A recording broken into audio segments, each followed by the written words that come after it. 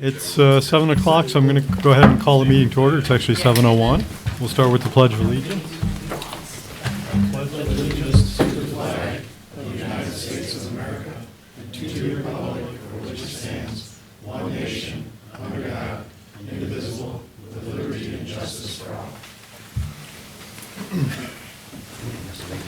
So welcome everyone to the November meeting of the Union Township Planning Commission. Roll call, please. Clerk Cody. Squatrito. Here. Webster. Here. Fuller's here. Darren. Here. Shingles. Here. Buckley is excused. We have a vacant seat, and then LaBelle. Here. And Clerk. Vacant seat here. Vacant seat is absent. Yes. Clerk Cody emailed me. She's ill or has an illness. There's a medical issue, so we can put her under excused as well.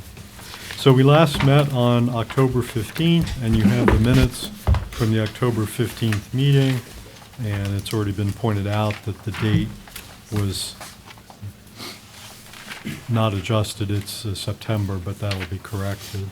Are there any other corrections to the October 15th minutes?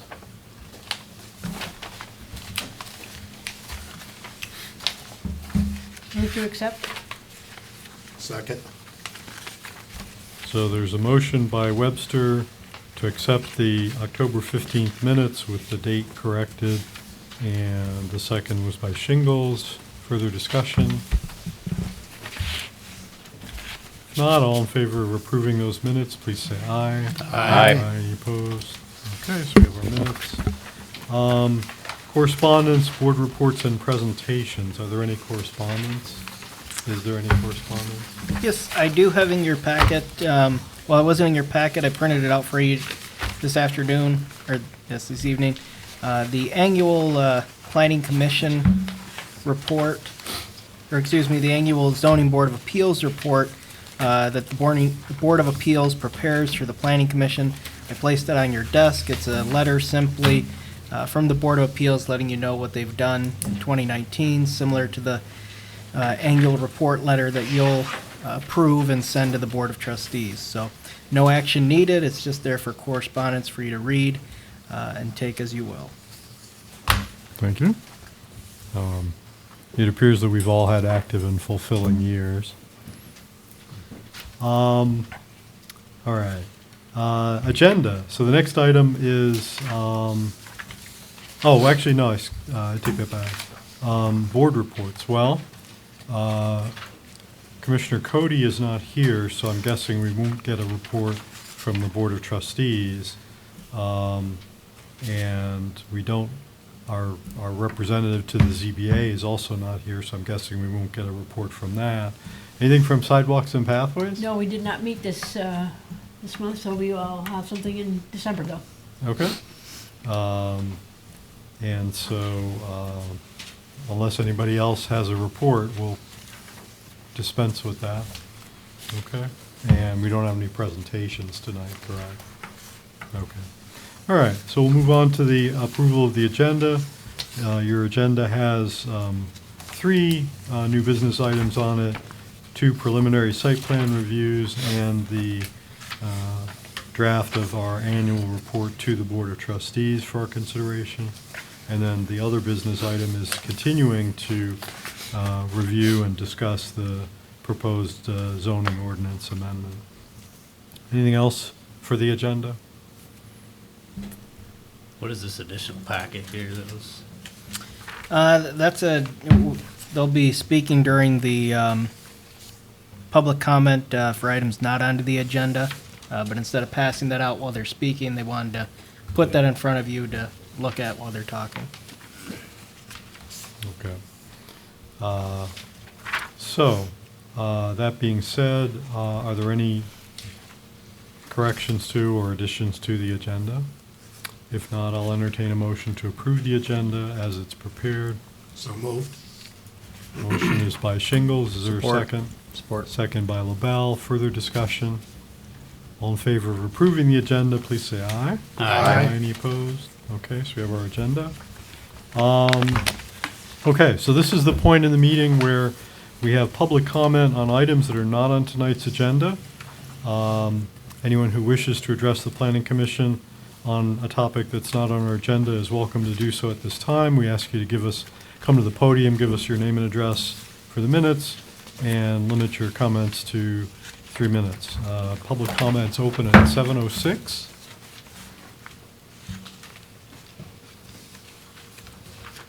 Good evening. My name's Tim Beebe. I'm with Central Michigan Surveying and Development. The packet that Alex was just commenting on is the packet that I'm here to talk about and try and give you a brief summary in 3 minutes and then sit down. So what you're looking at, there was an individual, Brad Williams, an architect from Lansing, that came and talked to you in regards to a potential project in the tallgrass development along Sweeney and Broomfield. This is taking it the next step. This is looking at a text amendment. So what I've done is go through, put together the information out of the master plan, the zoning ordinance, the sections of the zoning ordinance that would be affected, did a preliminary markup on what a text amendment might look like, and give you a summary letter to go through. What I'm looking for is comments, so that when we do present it formally for a text amendment, I get as close as possible to what you're thinking. The master plan is pushing that area towards the mixed use. Our zoning ordinance is not friendly at all to mixed use. In my letter, it gives an example of if I were to build a 10,000 square foot office structure on the second floor, and it limits it only to 2 floors, even though in the R3A you can go to 70 feet. It limits it to 2, and it says you can only have 4 units. Well, if I have a 10,000 square foot building, I got 2,500 square foot units.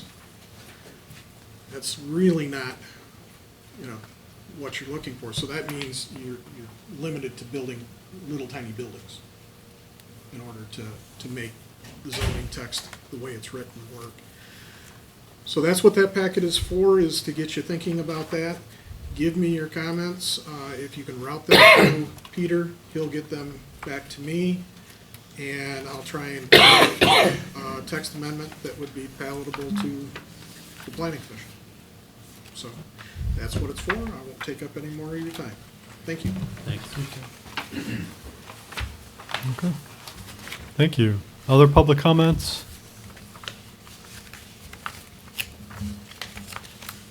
If not, we'll go ahead and close that portion of the public comment and thank the public for their comments. There'll be an extended public comment later in the meeting.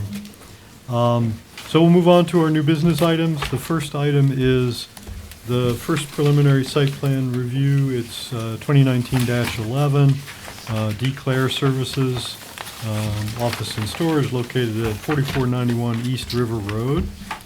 And Peter, is there anything you want to say of an introductory nature about this? Sure. So just to emphasize, tonight we do have site plan reviews, 2 site plan reviews on tonight's agenda. Neither one are final approval. This is a preliminary approval, so we'll be reviewing it, but the applicant is not looking for final approval. That'll be scheduled for next month. So they're looking for any kind of comments outside of both applicants are aware of the outside agency approvals that they need, but any kind of missing information or additional information that you'd like to see maybe emphasized for the final review, those types of comments will be helpful tonight for tonight's review. The parcel for this site plan is an industrial district. There is a structure on the property shown in the plan. The proposed use is for Declare Dumpster Services, currently located in the township, to relocate on River Road and to conduct their business at that location. There will be proposed 2 new buildings shown on the preliminary plan for the operation of that business. We have the applicant here, I believe the owner's here present, and have your memo in your packet with additional information. Again, I'm here if you guys have any questions or throughout the process as well. Okay, thank you. So with that, I'll invite the applicant or the applicant's representative to talk to us about this, and then we'll have the discussion. Okay. Good evening. My name's Tim Beebe. I'm with Central Michigan Surveying Development, 2257 East Springfield Road here in the township. What we're looking for in this particular case, many preliminary site plans come to you to get comments on, or if they don't have all their approvals, they might not have their stormwater approval, so therefore it has to go through preliminary. In this case, we're looking for comments and direction because the owner technically has not purchased this property yet, and he wants to be certain that this type of use and showing you what he intends to do, will he be allowed to do this? He understands that there's the outside reviews, there will be stormwater, fire department, and everyone else, understands that he'll have to meet those requirements, but he's wants to make sure that he's not buying a piece of property that he cannot conduct his business on. So that's really what we're here for, is to get input from you. If there's anything that's jumping out at you that would indicate a denial in the future when we came in for final site plan, based on, no, you can't do this project on this site. Or if there's going to be something that's specific screening, you know, better be assured that you understand that you're going to need the following. You know, those are the type of things that we're looking for comments on. We have turned in and talked through the project with Peter. We got his comments and his take on it, but before spending money, I'd like to get the comments from the planning commission. We have the builder, which was the applicant, and we have the owner here. If you've got any questions on day-to-day business that might cause the project to either be allowed or not allowed, please ask. He'll tell you how he runs his business on a day-to-day basis, what he has inside, what he has outside, how he handles it, number of trucks, everything else. So he can answer those questions for you, and from the construction standpoint of how things are going to be put together, we have the builder to answer those. So looking for your comments. Okay. Thank you. So it's open for question and comment. I was going to ask Peter, could you bring up an aerial view?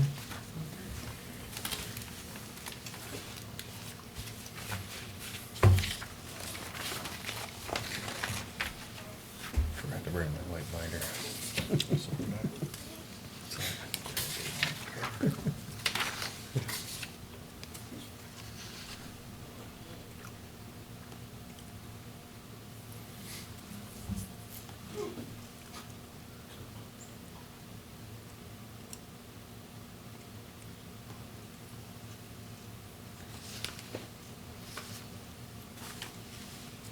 Maybe while he's doing that, do you want to just tell us about what you do and what you're envisioning and what this is going to be about? Basically, what we're gonna try to do here is, the existing building will be our, office and light maintenance and storage. And then just north of that set of letters there in the H shape, we're proposing in phase 1 to put in what is called a transfer station. We have noticed an opportunity in our business for volume reduction and recycling. We pull out roughly 200 or 300 tons of scrap metal a year. Concrete's about the same, 200 or 300 tons. And then just being able to compact the loads and make more use out of our trips to the dump. The dumps are getting farther away.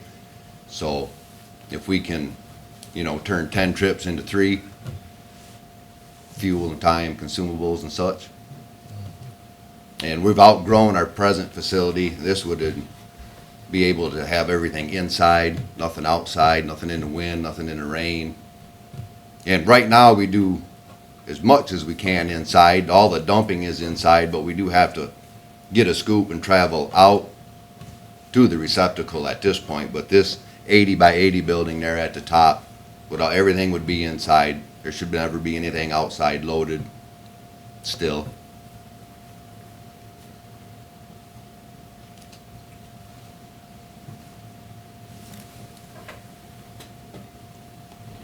Hours of operation, Basically 8 to 5. 8 to 5? I get to the shop around 7, but for the most part, it's 8 to 5. Weekdays, Yep, Saturdays? Monday through Friday. Very little Saturdays if we can help it. Okay.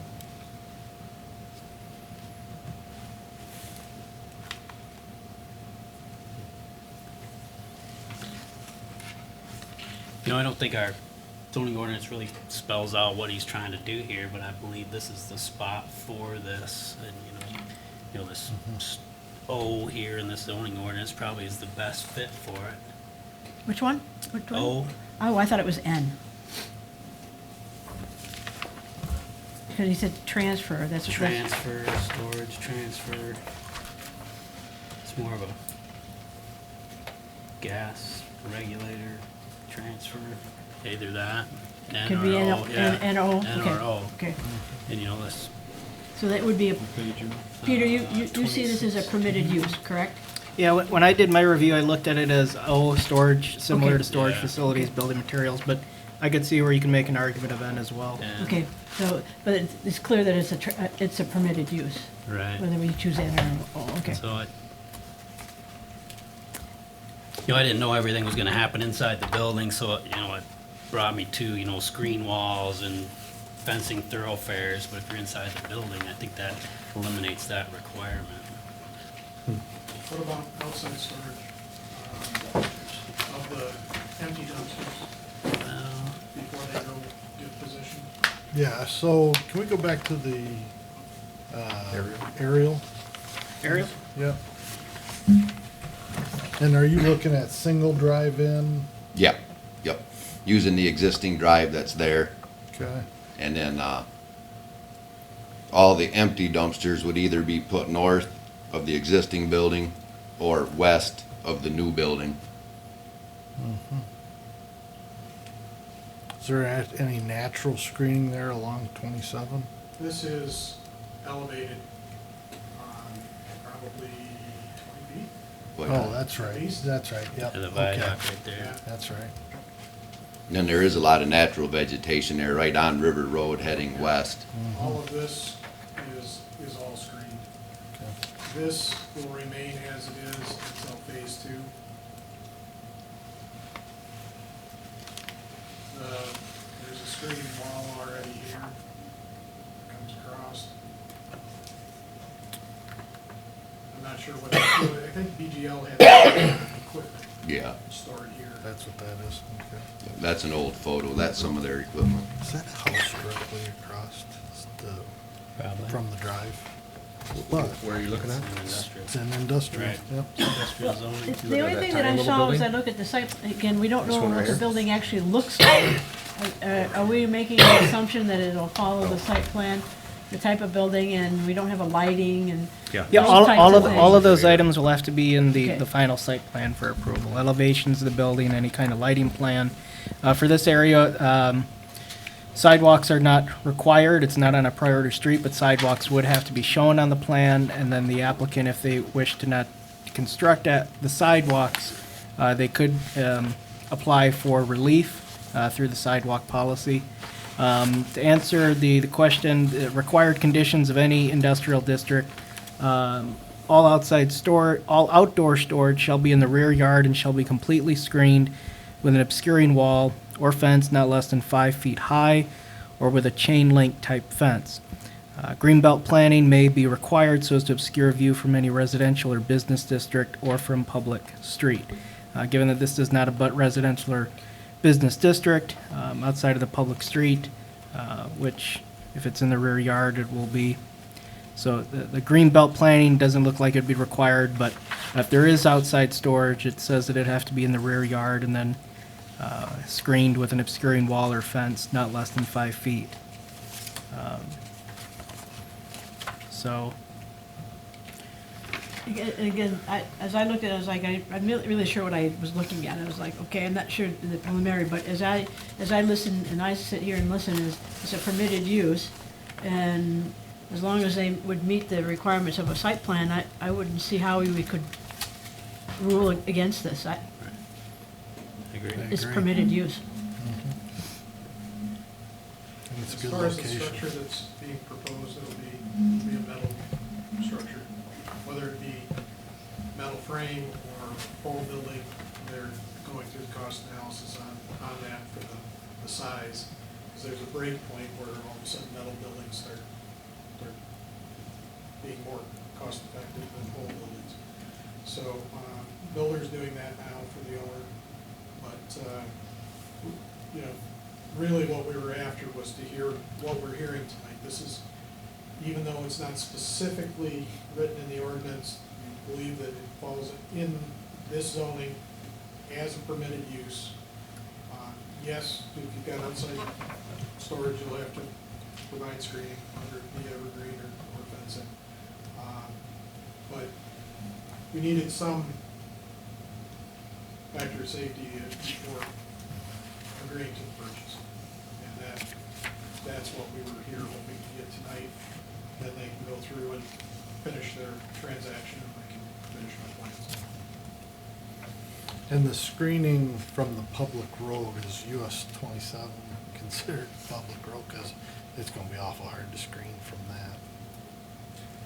Well, it's such an elevated level, you'd never be able to screen it. Right. I would think River Road My would be the expect- thoroughfare. I agree with you. My expectation wouldn't be to screen from. Right. Hovering around And at this point, you'd almost have adequate distance and natural screening from. True. Well, if it would matter, I could do all my storage to the west of the new building instead of by the freeway. Either way wouldn't matter to us.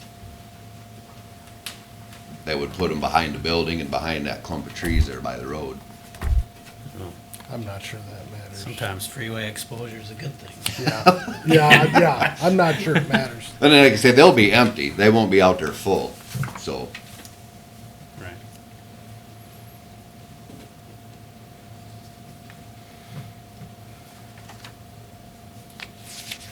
Yeah.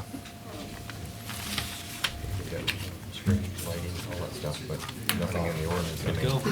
Thank you, Al. Thank you. Thank you. Any reason why? That's what I was looking to hear, because I didn't look at it. Permitted use, it's fine. Thank you. Thank you.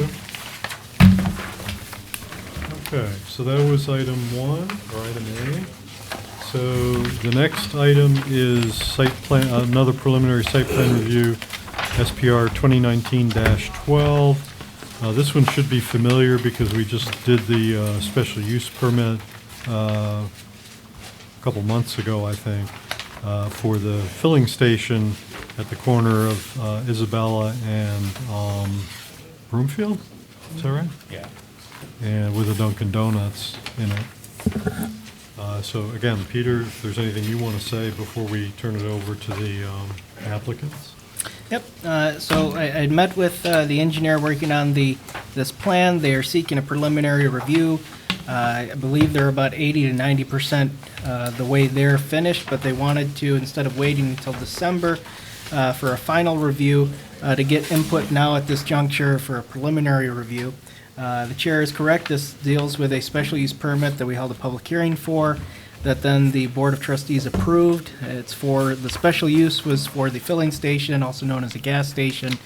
There's 2 tenants proposed, along with the convenience gas station.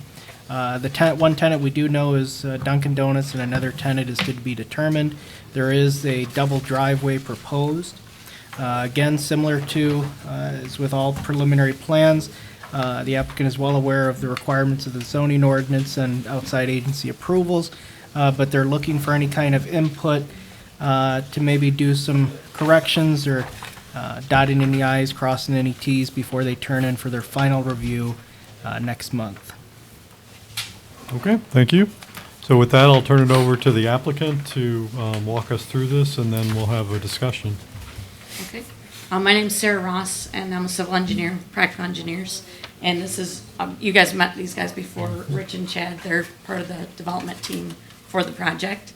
And as Pete said, I've gone through the ordinance pretty thoroughly, talked with Kim on sewer and water, Bruce with the stormwater. You know, I talked to Pat at the road commission. And so all those things I'm pretty familiar with, the signage and the ordinance and everything. One of our big holdups is we've been kind of working on the building plans, and you can't submit site plans without your floor plan and elevations. So in the meantime, I figured what we have, we could bring in front of you, see if you had any concerns, any questions. What I did is kind of backed off the grading plan. I took some of the detail out so you could just see the water flow, where the detention's gonna be. That's the second page there. And the first page shows the double drive-throughs, how we're kind of dealing with cross-traffic, and then the entrances.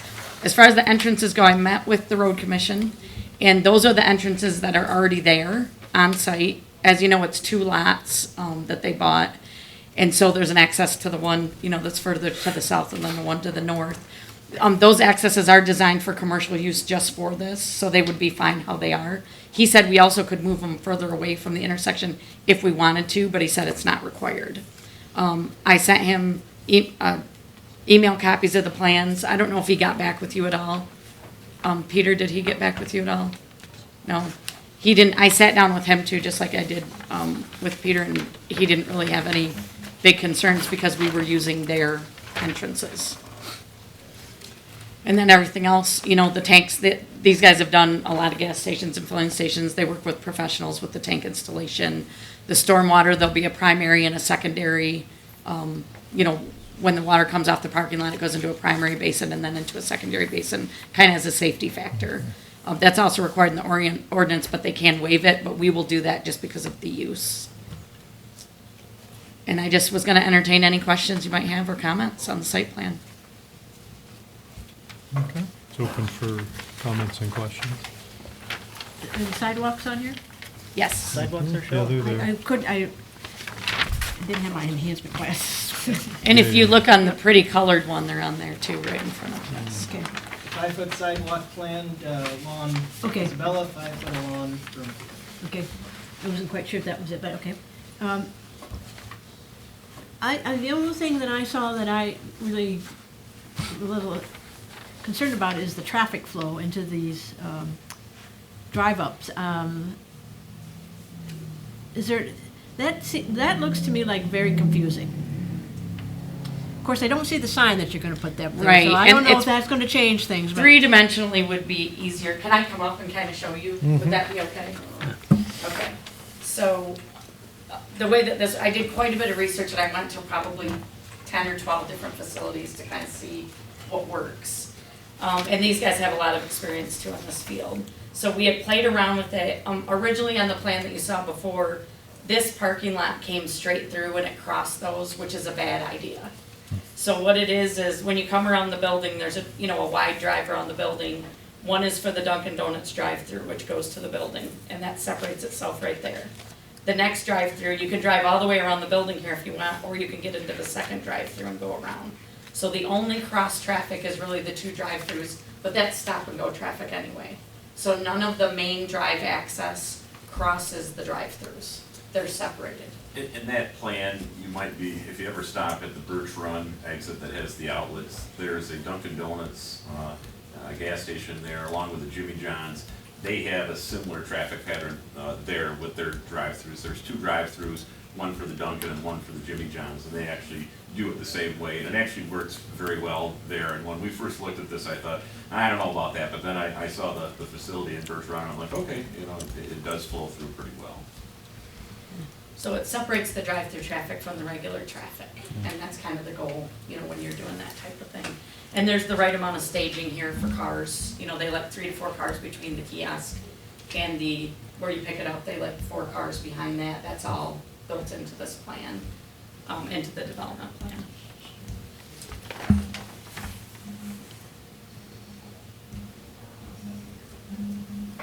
Any other questions?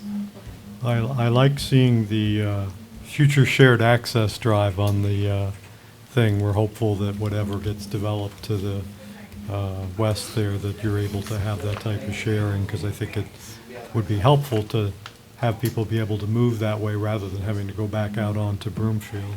And I wasn't at the last meeting, but that was one of the comments they brought back. Yeah. That you were, Yeah, we probably discussed that when they you were here the discussed that. first The time. other thing though that Peter and I talked about is that there's a multifamily housing development over here. We'd like to look at access to that also, which any access not on the main road is always a good thing. So, he's gonna kind of get me those development plans, and I'll work with that engineer with those final plans and kind of look at how that could work with this development. And this obviously has a possibility of development, you know, down the road. I left a, you know, a good enough sized chunk there, you know, 300 feet, that is plenty wide enough for a development.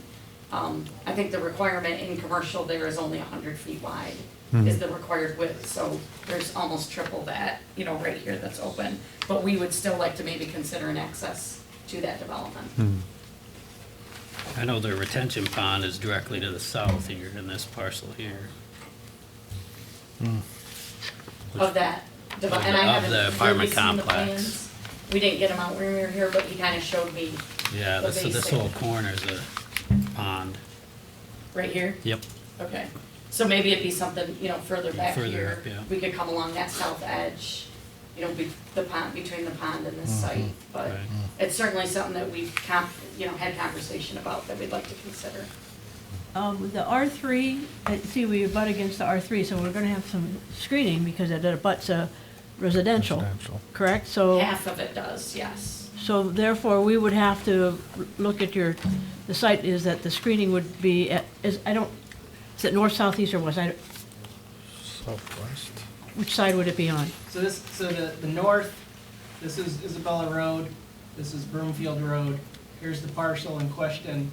This would be the corner, I guess a west Southwest corner. Okay, it's a very This- small piece. This corner right here, it's kind of Okay. in white there. That's the only portion that abuts residential. So we could screen, you know, immediately if we need to, or just talk about kind of doing that into the next plan. But right now, on all the sides except that tiny corner, it is commercial. Okay.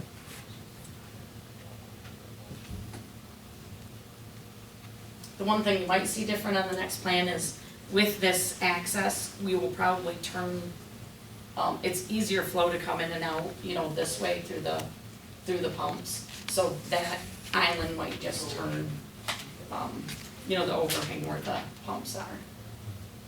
Because right now it's kind of awkward because you either have to go up and down or down and around, so we would flip it. So it, you know, so you could come in, drive straight through and go out, so you You would just drive do through that. So we make it a East-west? north-south Yes. versus a, Right now, they're north-south, so they would be east-west. East-west, okay. Yep.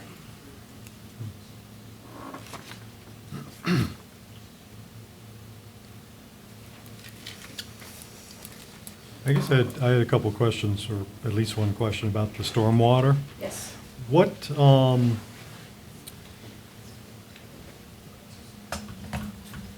level of cataclysm is this prepared for? Or, because some of them are, you know, they talk about 100-year flood, 500-year flood. What is your design? So your ordinance requires a 25-year storage. That's your ordinance requirement. I typically, I'm not really happy with that. I usually get a freeboard that'll extend to the 100-year storm event. The nice thing with the primary and the secondary storage is, in addition to that 25-year storm, 1 inch of rainfall over the site, which is, you know, between that, you know, around that 10-year event, is actually, that's additional storage to your main storage. So it all has to go through a primary basin before it goes into the secondary basin. And that's what's recommended in your ordinance for this type of use, and that's typically what I've done on these type of uses also.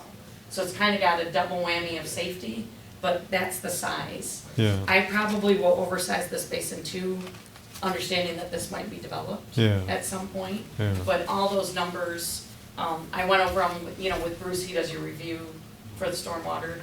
He was comfortable with them, he said, it sounds like you understand the ordinance as well as I do, and so he was, you know, he was good with what we were proposing, Yeah. basically. Yeah. Well, I mean, just the last several months have shown that, you know, what the interval between 2-inch or 3-inch or 4-inch rainfalls is changing as we speak. And so I would encourage and this area is flat and relatively low. It's not right near the river, but it's not elevated. And so I would encourage anyone in this sort of situation to go a little bit above and beyond what may be required by the ordinance, because I think it's really insufficient.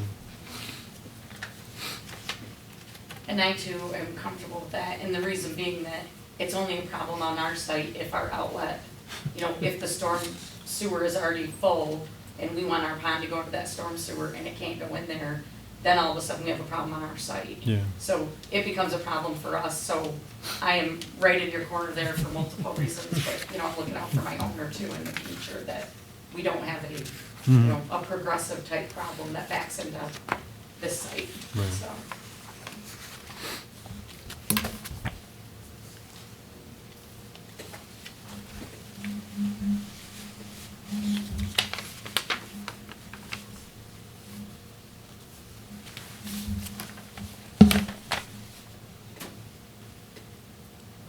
Is the main sign, the main freestanding sign gonna go in that kind of piece right nearest the corner of the intersection?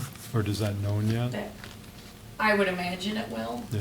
They're redoing this intersection, at least the signal. Hmm. They're gonna be redoing that in the next year. Hmm. So we'll certainly, and they have an easement in there right now that I do have shown, when you get a final utility plan, it's not on this one, but Mhm. that was a lot of lines in there for just something I wanted you to review, but, we'll make sure it's out of their easement, but we'll also make sure that whatever they have planned, I'm trying to be proactive and make sure that it's still visible while we're working with the road commission on whatever they're gonna do. Mhm. Where their poles are gonna go and where their new, new signal poles are gonna go. Nice. And those will meet, I have all those, when I came in, I had all the sections of the landscape, the signage and all that. We have a pretty good idea on all those, we're just waiting for a final building plan so that I Mhm. can make sure the site plan matches it. Mhm. The building might be different by 8 inches, or if you're a good architect, the building will be different by 7¼ inches, Hmm. because you wouldn't wanna go with an even increment, you'd wanna go with something different than straight. Right, something to make it as hard to construct as possible is typically what, Are you gonna have an air kiosk or air? he runs the facilities. so, College students problem. Yeah. Yeah. Need air or something, so. We can put that on the file. Okay. Here's a radical concept. I don't think it'll ever happen anymore, but how about free air? Can you get free air in this town? If you go to I mean, Benzonia, You Yes, can you can. go to a tire place, they'll do it. Sitco. Pickard Street Sitco. Is it free? And man, do I love that. Okay. Bell Tire. Because the old Sunoco on Bell Tire. Mission used to be that way too. It's nice not to have a This lot end of of town, quarters in your probably pocket to do nothing that. like that. All of our current stations have free air. Do they? Oh, nice. There you go. Very nice. So it's not a radical concept. I'm glad I mentioned it. And did you want to mention? Yeah, we're considering a propane filling station as well, Hmm? somewhere on the site. There's plenty of space for it. Propane filling or exchange? Filling. So my guess would be in this area, this is really oversized, that's 46 feet, which is almost double the size of a regular driveway. But he just threw that at me tonight, so I'll have to take a look at how that goes. But it wouldn't block up any traffic to have it in that area right there. And then it's not real visible from the road, but it's still easily accessible for anyone that's using the gas station. Or driving through to get a dome. Get your propane, get your dome.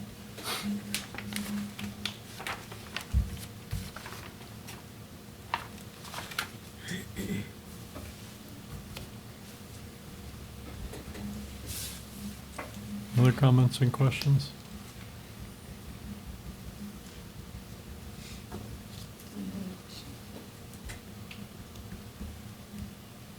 Well, barring a natural disaster, you should have your full set of plans for the next meeting. And again, the stormwater calcs are done, we have a lot of the stuff done, we can't do the lighting plan without a building plan, because you gotta have your building lighting. you can't finalize your parking counts without the building plan because of the usage, that kind of stuff, so. As soon as we get that, we'll finalize these plans and get them to you. And then they'll get rolling. Thank you. Thank you. Thank you. Thank you all.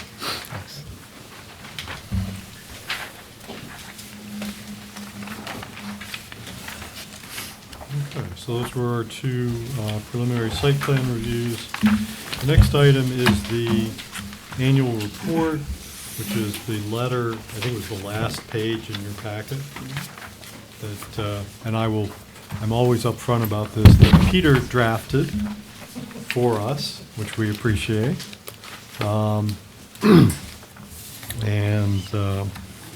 talks about our work on the zoning ordinance that's highlighted, gives some statistics about how many different approvals we gave this year, and then also highlights this implementation of the sidewalk relief policy.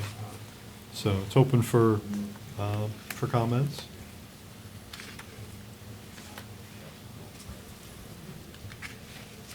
I did find a couple of small typos in the final paragraph. Third line, there shouldn't, that in 2019 should be the continuation of that Yeah, well, sentence. thank you, yeah. I've noticed that, like, if you put in too many spaces, like, it'll just insert a period Period, and start a whole new sentence. These program, and then also the fourth line, should be a period at the end of the parenthesis.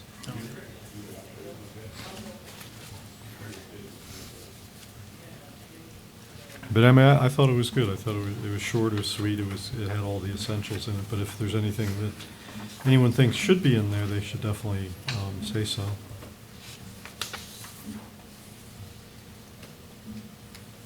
I was thinking, actually, if you guys are okay with this, I could change it to November 2019, because I'm going to try to squeeze it in as correspondence to the Board of Trustees at their meeting next week, so.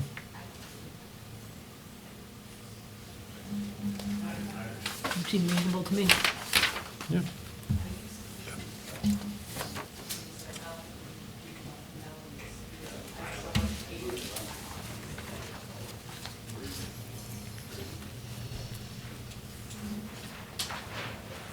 How has this been for the past annual reports, 12 site plans, 6 special uses?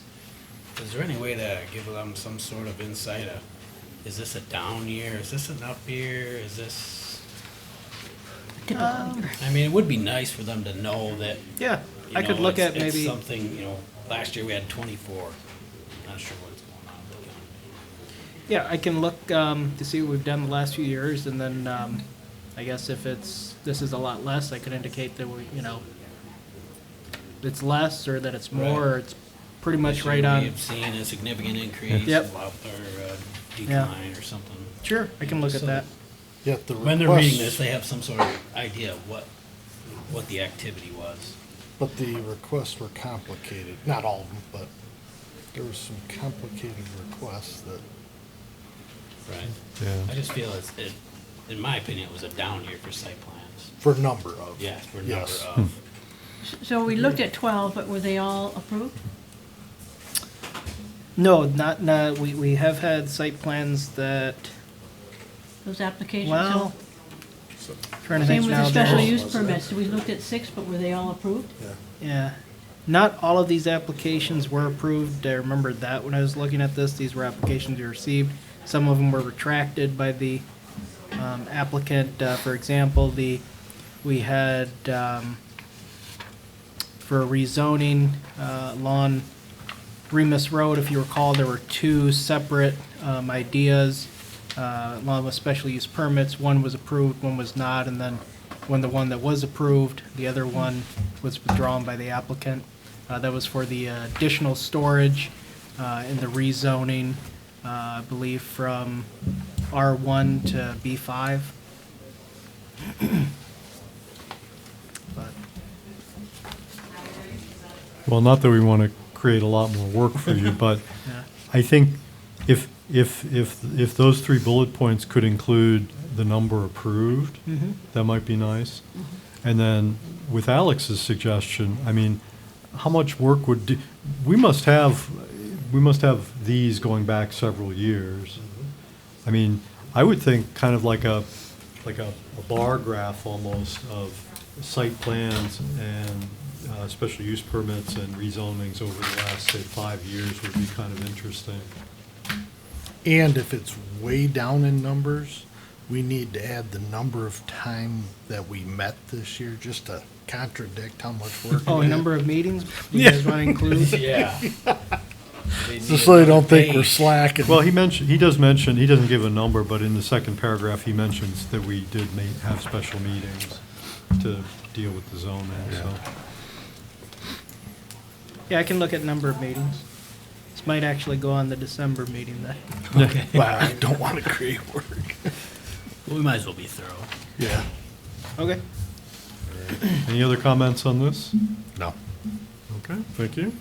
So let's see, so other business, so we're ready to move back to, the discussion of the zoning ordinance. If you remember, we were in part 3. We were working our way through sections 11 through 15, which are the last sections. I do not remember off the top of my head where we left off. My notes, I had us leaving off, section 14.4.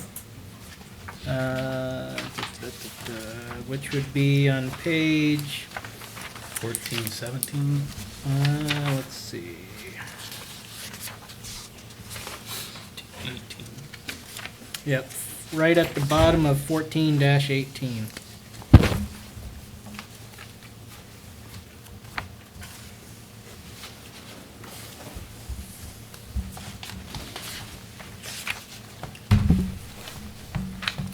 So just before the section on variances and appeals, I guess?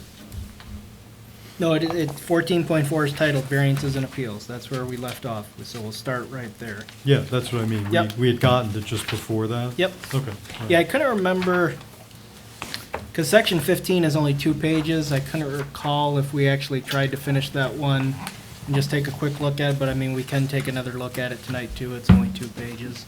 Yeah, I don't know that we did. So we're on page 14-18, section 14.4, variances and appeals. This talks about the ZBA and its configuration and authority and so on, and conditions and whatnot.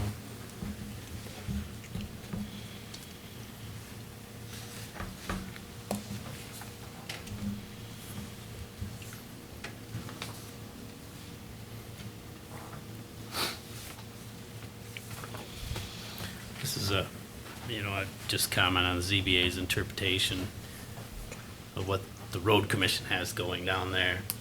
The text interpretation was that they're a public service.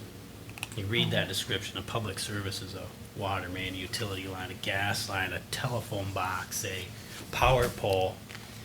So they interpreted the road commission to be essential public service. So now they can go in any zone, anywhere, not just a B5. So now they're gobbling up B5 property in our main thoroughfare because they can go anywhere because of this interpretation by the ZBA.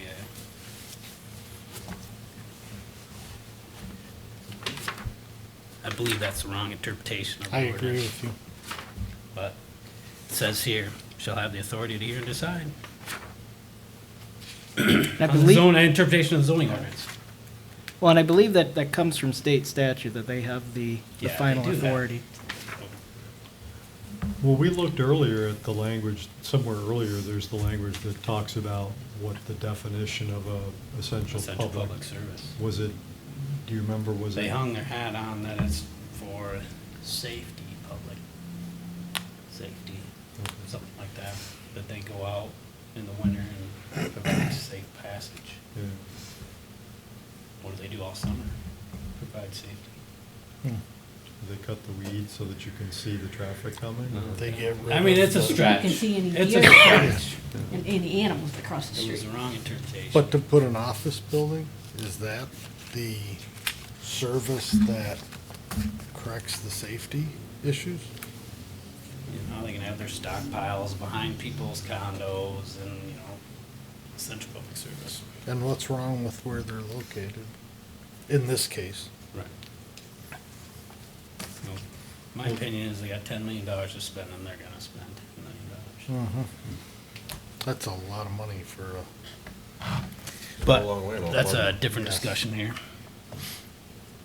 but it goes to, if they can get $10 million, what does that service now look like that we're agreeing to? Yeah.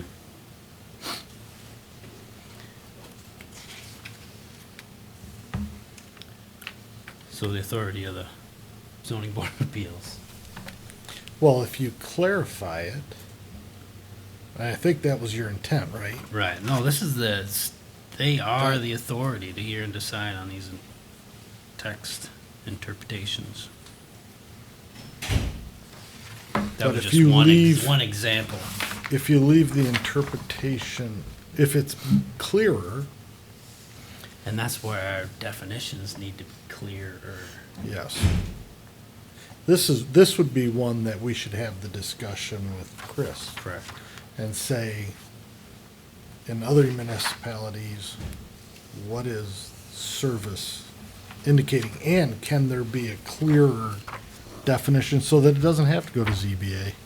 Right. None of our ordinance says road commission Right. goes in this zone. But, you know, does what the road commission do fit in industrial? You know, it doesn't say road commission industrial, but. It sure sounds like a good fit to me. Right. So we just need to be more clear on our definitions. But I think Chris could give us guidance Yep. maybe on that. Can we take that to Chris, Pete? What do you want me to add about the So- interpretation, or? Well, it's Just not the want- interpretation, it's how can we clearly communicate the definition of this service? So that it can't be, it doesn't have to go to ZBA to Someone to decide. I mean, yeah, someone decide.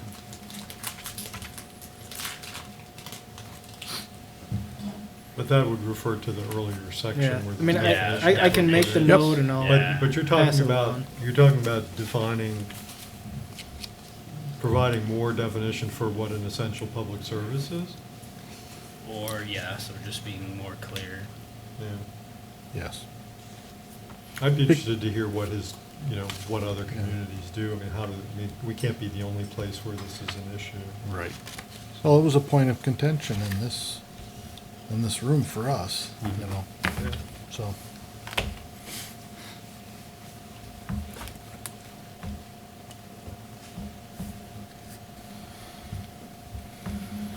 Did you get that? Okay. Anything else in 14.4?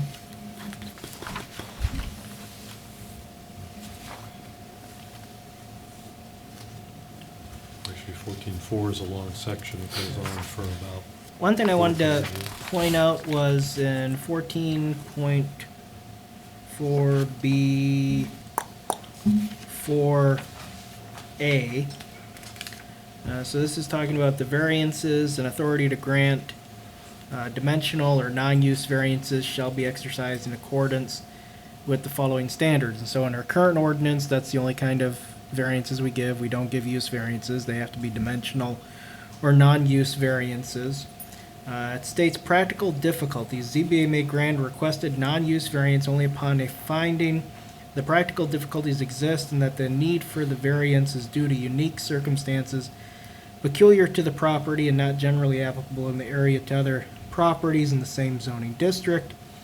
In determining whether practical difficulties exist, the ZBA shall consider the following factors. This is a set of, it looks like 4 criteria. Currently in our current zoning ordinance, we have 5 criteria that they go through. The first one, strict compliance with restrictions, governing area, setback, frontage, height, bulk, density, or other non-use matters will unreasonably prevent the owner from using the property for a permitted purpose or will render ordinance conformity unnecessarily burdensome. Two, the variance will do substantial justice to the applicant as well as to other property owners. A lesser variance than requested will not give substantial relief to the applicant and/or be consistent with justice to other property owners. And four, the problem and resulting need for the variance has not been self-created by the applicant and/or the applicant's predecessors. For example, a variance needed for a proposed lot split would, by definition, be self-created, so such a variance typically would not be granted. So one highlight that is different, or I guess maybe clarifies, in four there, is it's because before, or currently, we have a condition or criteria that we go over that talks about that the problem is not self-made or owner-made. But this one goes back to say that it's not just, say it's Mike's property now and it was my property before. This is saying, well, whether Mike did it or whether it was Peter's problem, was it self-made by either one? And that's not something that I don't believe the ZBA has ever really looked at, going all the way back through the list of different owners. And, I think they've always looked at it as, well, when you have the property, have you now self-inflicted the problem, not the predecessor? So that's different. And I know in the ZBA, sometimes when we look at the criteria, it can be somewhat vague, and you have to read through them over and over to kind of look for a fit. And I don't know if these kind of help in that. And like, I guess the idea of, where he uses the word justice, this variance will do substantial justice to the applicant as well as to other property owners. Kind of the thing that we look at in the current ordinance is it talks about, will this not give a special privilege to the applicant that is denied by others in the same zoning district or same use? And this kind of throws out the term justice. So I don't know if we wanted to maybe, and I'm sure when we can get a lot of feedback from the current zoning board of appeals, eventually, that the ZBA is going to be invited to look at this. They'll probably look at this with a fine-tooth comb, just this section indeed. But so I just kind of wanted to throw that out there. I don't know if this kind of helps the ZBA any more than with the kind of language that we have now. The word justice, it's hard to interpret. I like our wording currently, but it'd be worth highlighting to bring it to their attention. Yep.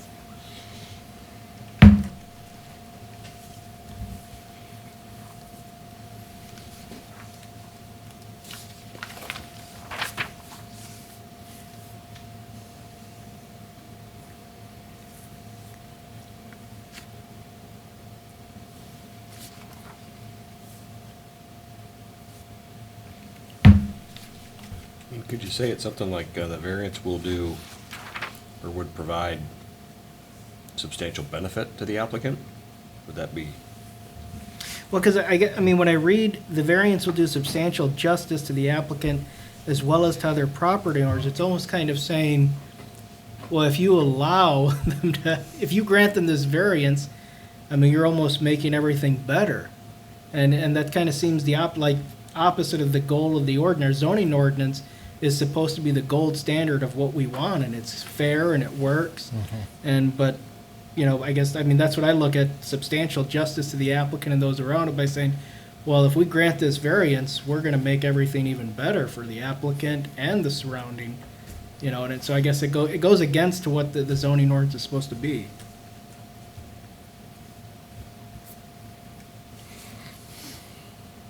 Variance, and I mean, it's supposed to be an exception to the rule, and so. So I just wanted to throw that out there. We don't have to spend too much time on it, but it's something that I saw, and I think we should pass along to Chris, and then when he comes back, we can maybe focus on that with him, or if he has some new thoughts, maybe to look at it. Makes sense.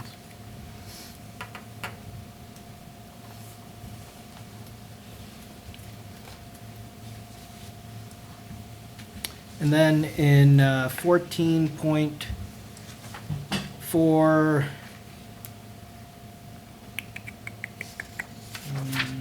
D is in dog, decision final. Says a decision by the ZBA shall be considered final 21 days after the meeting at which the decision has been made. To the extent the decisions are requested or required to be in writing, the minutes of the ZBA meeting and decision as proposed under supervision of the secretary shall constitute the written decision.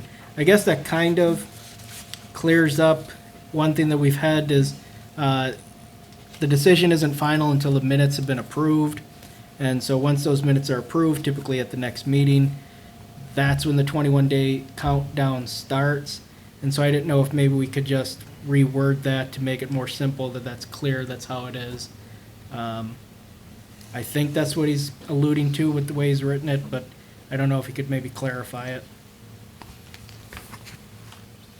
Because in our current zoning ordinance, it doesn't talk, it talks about the 21-day appeal, but then when you look at state statute, it talks about what it means to be final, and that is when the minutes are approved. And so that's something that's actually missing from our current zoning ordinance, and I wanted to be clear in the new zoning ordinance that that's when the 21-day appeal countdown starts. It starts 21 days after the minutes have been approved. The minutes aren't approved until the next meeting, so That's what the state law says? that's state law. Yeah, this doesn't seem entirely compatible with that. I mean, Or it at talks least about doesn't. minutes of the ZBA decision as proposed under supervision secretary shall constitute the written decision. I don't know, it just kind of seems a lot, pretty wordy, and I think it could just be much more simple and concise. I don't know why we wouldn't still just, Just steal Yes. borrow the exact language from the state statute. And it doesn't, Yeah. when it says the minutes of the ZBA meeting, it doesn't say the approved minutes, it just says Yeah. the minminutes. It could be draft minutes or something. So I agree. I don't know why our language would be different than the Ask him state. to I- clarify that. Yeah, and I mean, the current language you have in our zoning ordinance, of course, that was from 1991, and the state statute I'm referring to was in the late 2000s, so it's just something that has to be updated.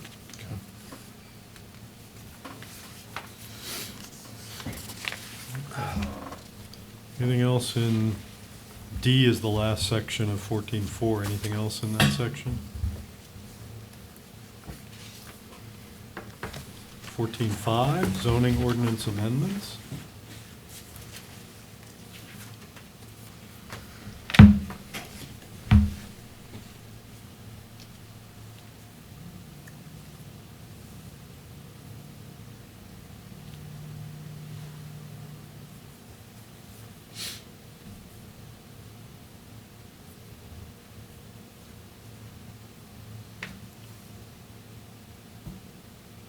Now, one thing I want to point out here is where it talks about application for amendment, and it goes through 1 through 10. This would be 14.5B. This looks a little bit more extensive than what the current zoning ordinance calls for. In the current zoning ordinance, if you are seeking a map amendment, a rezoning, the only kind of drawing that is required is what the ordinance calls a site sketch. And it says a sketch of the area, all proposed buildings shall accompany the request for rezoning to the planning commission. This is getting almost more into the, not a full site plan, but pretty close. And so is that, do you want to require almost kind of a site plan when it comes to zoning map amendments, or are you comfortable with a, just a site sketch, and then maybe, our current zoning ordinance doesn't really define, I think, that great of what exactly is a site sketch. I mean, it talks about all proposed buildings, so maybe we could work on a more concise definition that fleshes out anything and everything we would want to see. But I just wanted to point that out. This one looks, what's new proposed, and this would be a change for a lot of applicants. Right. I'm For- comfortable with a sketch. I mean, So I am I. don't need a full plan. And so what I was going to pass along to Chris is maybe just have a site sketch, but maybe, we can take a look at rewording or better defining what a site sketch is. And I one would thing, agree. like tonight, one thing that was missing from their site sketch was the drives. I like to see drives, existing, proposed. Well, I thought the second one was a better site sketch or plan than the first one. The first one got a little confusing to me. So, Well, again, what we looked at tonight were site plans. That's Right. not, those So- wouldn't I constitute agree. site sketches. Yeah. Those, what we saw No, tonight, you're even right. the, well, the first one was pretty close to a site sketch. yes. The second- Computerized yeah. site sketch. But because I also, it was actually, because I had sent comments to Chris, and we actually today were talking about it, because he had a question on when we were looking at special use permits, and the idea of if the structure already exists, the building exists, there's no new structure, no building, they just need approval for the use. In the past, we've kind of scaled back the requirements and really just kind of allowed what would pretty much be a site sketch required. And so passed that along to Chris, that when it comes to special use permit, if there is no new proposed building, they're just looking for approval of the use. A full site plan is probably not required, and maybe just a site sketch, and let's define better what that is. So I've already kind of had that conversation with Chris, and so I can just pass this along and say, yeah, probably the same thing we're looking for map amendments as well. I think we had discussion. Remember the lady came in, was asking, I think it was for home babysitting. Yeah, the group Yes. daycare Yes. homes. The group daycare. Well, thing. And, yeah, and that's not the first one. We've had other special use permits where it was, they were only the building was there, they just needed approval of the use. Yeah, that would be an example of one where most of this information wouldn't be necessary. Yeah. But I'm thinking, we also had one where some other, I don't know if it was an adjacent property owner or somebody, but somebody was questioning the lot lines and stuff. And Went out here in I, Venus.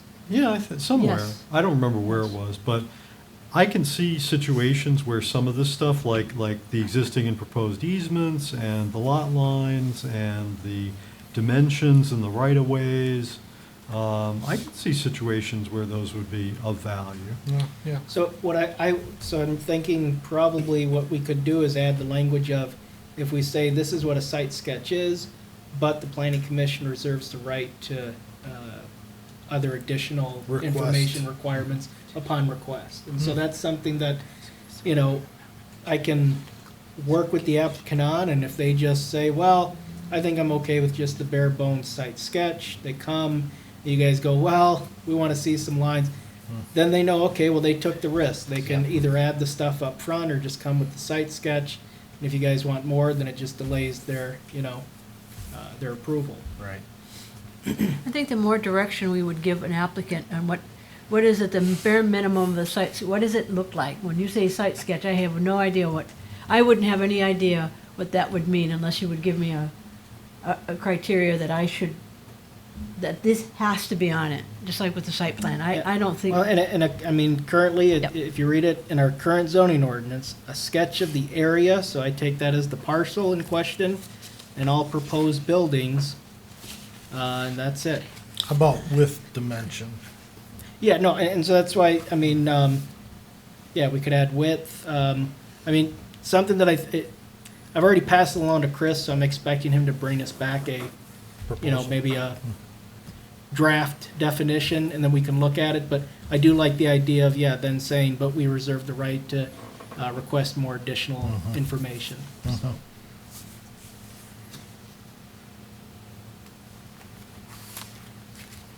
Yeah, for a zoning classification change to a particular parcel. Just seems an absorbent amount of information.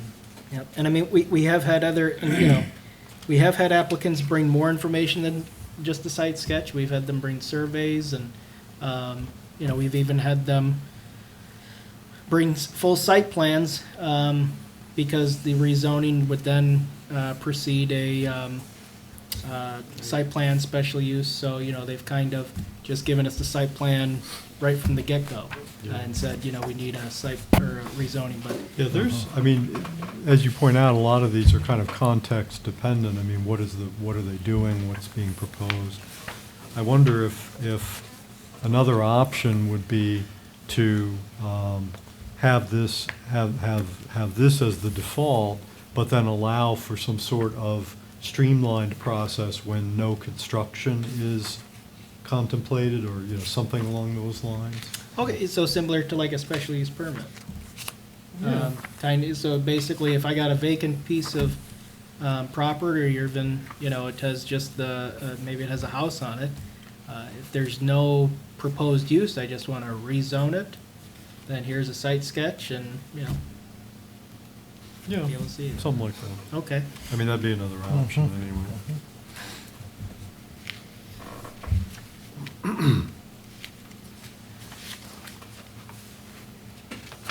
Other questions or comments on 14.5?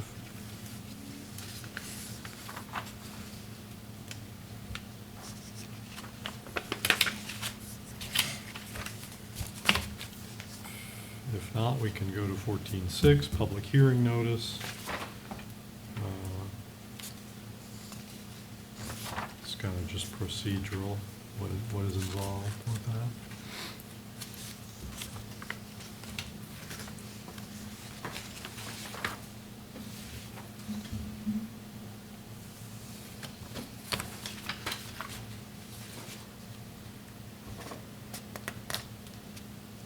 Fourteen seven, conditional rezoning.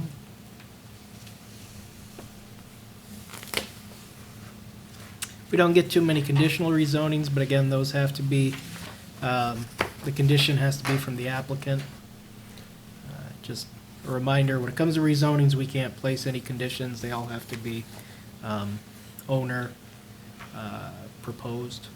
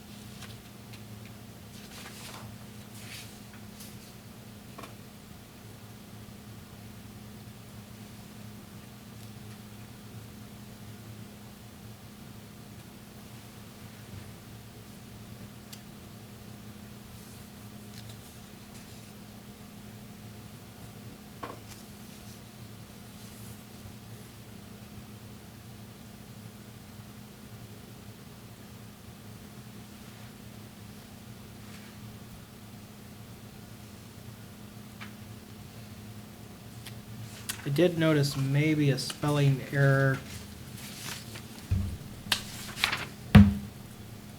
It would be in 14.7 D as in dog, all the way down to 7C.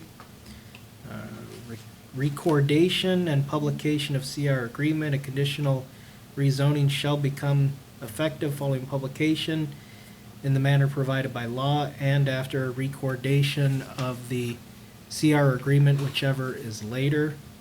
I don't know if he actually wants, because if he's referring to recording at the Register of Deeds, I mean, couldn't he just say after recording? Yeah, Whereas I that, guess is that even a word? that's what I didn't. It's like maybe maybe I learned something new. Maybe recordation is a word, but Yeah, I would just use the word recording. yeah, I would definitely ask him about that.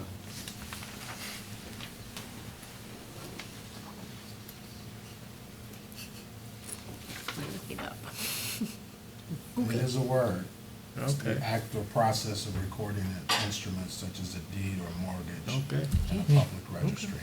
I bet I looked it up because I don't have it marked on here, but I'm sure I would have, like, had the same reaction you had. So, okay, so we did learn something new. This section's pretty dense in terms of the what's in the agreement, what are the conditions. I'm assuming that the attorney and so on will go over this and make sure it's compatible with what we're supposed to be doing and what we're currently doing.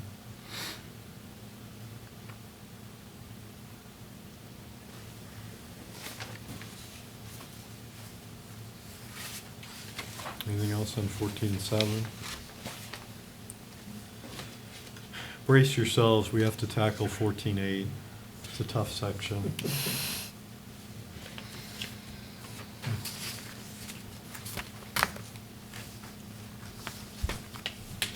Important though, accurate records. And then 15 is violations and penalties.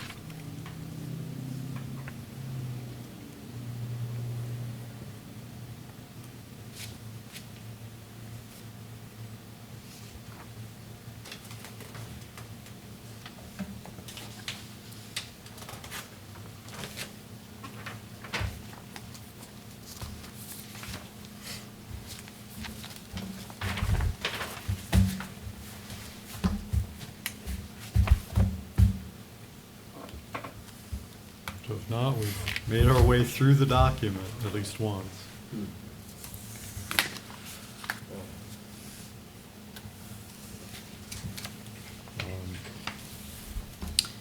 There is one thing that I did want to just briefly run by you guys. One of the things that I was actually going to ask you tonight about was because we had the Broomfield Den project, when we had the, if you remember, the gentleman that came and spoke to us and gave us the presentation, and then he asked for, you know, if we had any feedback, and I never got any feedback from anybody, and so I was going to try to push you guys to give any kind of feedback, but it looks like tonight we have this possibly proposed text amendment, so this will kind of help maybe get some ideas or comments flowing.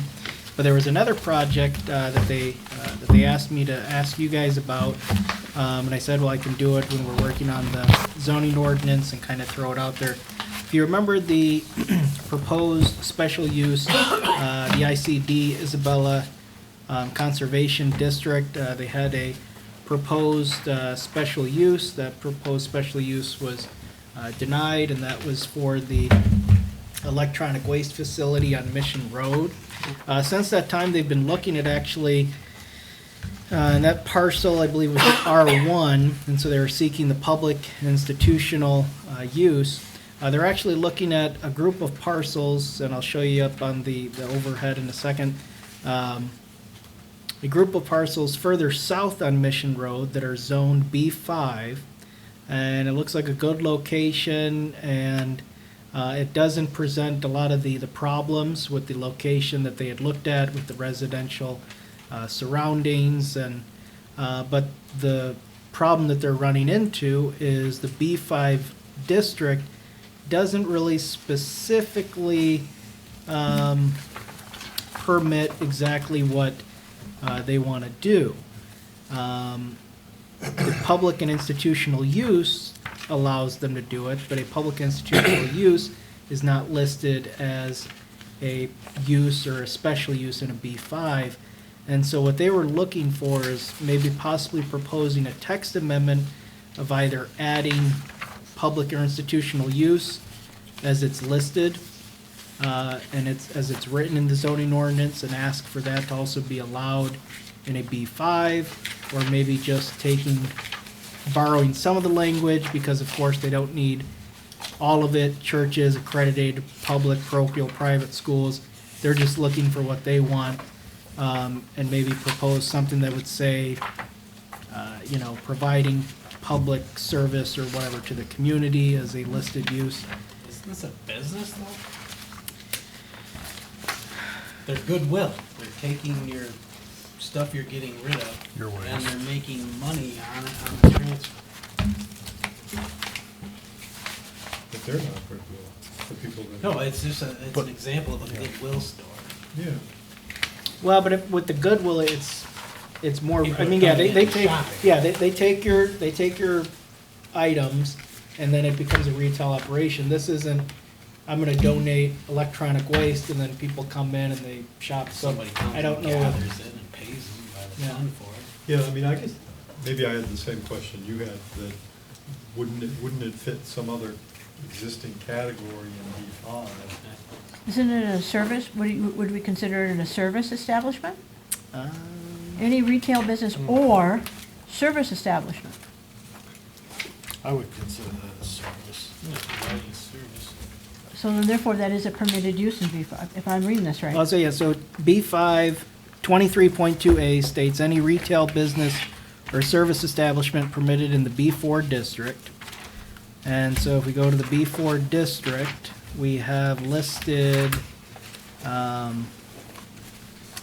so A, generally recognized retail businesses that supply commodities on the premises such as but not limited to groceries, meats, dairy products, baked goods, on and on and on.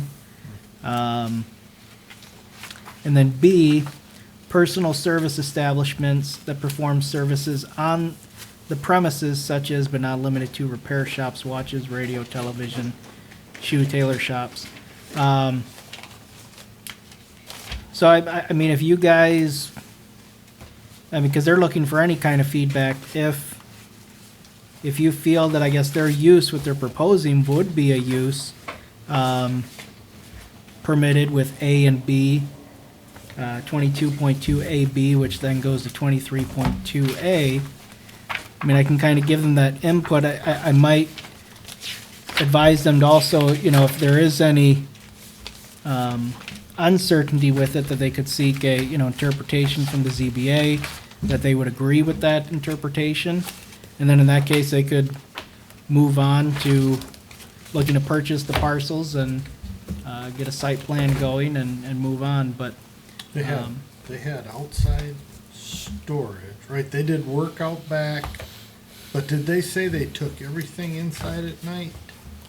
Or did they say they had? I think- I'm not sure how that. It was, They were gonna go so, on the side. they have these couple times a year, days yeah, where you sales. come and, And drop off. well, drop off stuff, but then, Drop-offs. well, then I was, because there was also the, oh, well, that's what I was thinking about, the, there were certain, they didn't do it year round, but certain pickups or collections.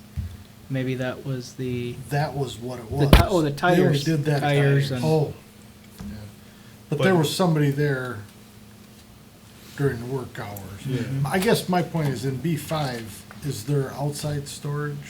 you can have allowed? outside storage, it just has to be screened, and I believe, in the rear yard, let me get to that. I don't think their plans outside called storage for in the rear outside yard. storage, because No. part of the concern was they also collect, don't they also collect liquid waste? Yes. Yeah, They chemical. put Yeah, it in drums. so, but they were very kind of insistent that they don't leave it outside, they bring it inside. I guess I agree, it doesn't exactly, there isn't anything that I'm reading in the B5 that, or B4 for that matter, that really exactly captures that. But, Feels mean- more business than public service to me. yeah, but the type of things that are in B5, plumbing, heating, electrical shops, tire and battery shops, sign painting and servicing shops, there's certainly things that are kind of the same general Yep. tenor to me.